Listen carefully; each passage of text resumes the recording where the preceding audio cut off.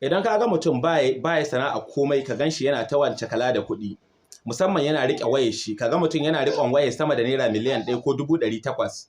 To ga kai saurin yanke mashi hukunci ko kuma ka yi mai mummunar fassara. Abinda za ka yi ka bincike shi wani irin kasuwanci kake yi.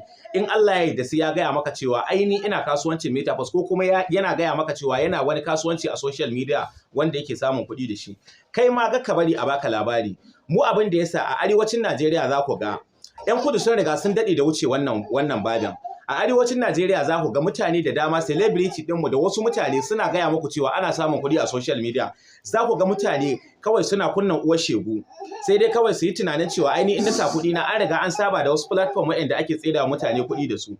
To ka san da sanin cewa kasuwancin metaverse akalla an fi shekara 2 ana kasuwancin metaverse, kuma kasuwancin metaverse kasuwanci ne wanda za ka samu maƙudan kuɗaɗe, wanda a wata kana iya samun sama da naira miliyan 1 a wata idan kana kasuwancin metaverse. Ka bincika ka ji duk wanda ka je yana kasuwancin metaverse, ka dan kwankwashi cikin shi ka je ka ce wai wani dan Allah nawa kake samu a wata. Idan ya gaya maka abin da yake samu a wata, billahi alazim kai ma sai ka yi sha'awar ka shiga kasuwancin metaverse. Amma ka san da sanin cewa sai kana da kuɗi, dan idan baka da kuɗi ba za ka iya wannan kasuwancin ba. Kuma duk wanda bai da kuɗi dan Allah ga mun magana.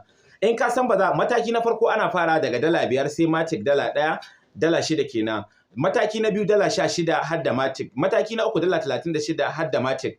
Saboda haka in ka san baka iyawa, to dan Allah ga kai mun magana a WhatsApp. Sai da kuɗi ake neman kuɗi. In baka da kuɗi ba za ka nemi kuɗi ba. Wannan shine ka'ida. Ka yi amfani da dama ka domin kai ma kana samun maƙudan kuɗaɗe. Sai dai mutane su rika ce maka wai wane ya akai kake samun kuɗi. In kana son ka koyi kasuwancin metaverse, ka je a profile ɗina ka ɗauki number WhatsApp ɗita, ko kuma ka yi mun magana a lambar WhatsApp ɗita kamar haka.